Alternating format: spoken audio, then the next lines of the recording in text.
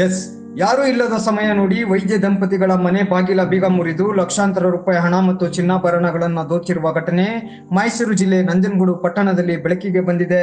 ನಗರದ housing board ಕಾಲೋನಿಯಲ್ಲಿ ಘಟನೆ ಜರುಗಿದ್ದು, ಪಟ್ಟಣದ ಸರ್ಕಾರಿ ಆಯುರ್ವೇದಿಕ್ ವೈದ್ಯರಾದ ಡಾಕ್ಟರ್ ಮಧು ಮತ್ತು ಡಾಕ್ಟರ್ ಅಮೂಲ್ಯ ಅವರ ಮನೆಯಲ್ಲಿದ್ದ ಸುಮಾರು 225 ಗ್ರಾಂ ಚಿನ್ನದ ಒಡವೆಗಳು ಮತ್ತು 3 ಲಕ್ಷ ರೂಪಾಯಿ ಹಣವನ್ನು ದೋಚಲಾಗಿದೆ.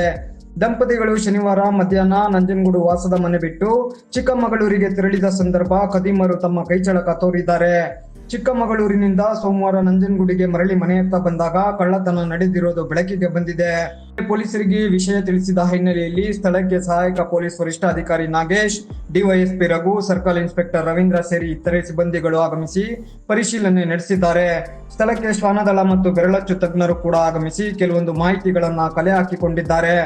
ಇಲ್ಲ ಅದೇ ಮೇನ್ ಇದನ್ನು ನೋಡ್ತಾರೆ ಕಳ್ಳರುಗಳು ಮನೇಲಿ ಯಾರಿಲ್ಲ ಅಂತ ಕನ್ಫರ್ಮ್ ಮಾಡ್ತಾರೆ.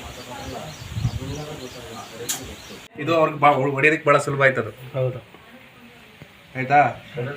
ಇಲ್ಲಾಗಿರೋದ್ರಿಂದ ಇದೆರಡು ಹಾಕಿದ್ರೆ ಇದಕ್ಕೆ ಕಷ್ಟ ಆಗ್ತಾ ಇತ್ತು ಮಧ್ಯದ ಹೊಡೆಯಕ್ಕೆ. ಇಷ್ಟು ಬಾಗಿಲು ಗ್ಯಾಪ್ ಸಿಕ್ತಲ್ಲ, ಮೇಲಿಂದ ಹಾಕಿದ್ದಾರೆ. ಇದು ಓಪನ್ ಆಗಿದೆ, ಕೆಳಗಡೆ ಈಸಿ ಆಗೈತಲ್ಲ. ಅವರೇ ಏನ್ ಹೇಳ್ಕೊಡ್ತೇವ್ರಿ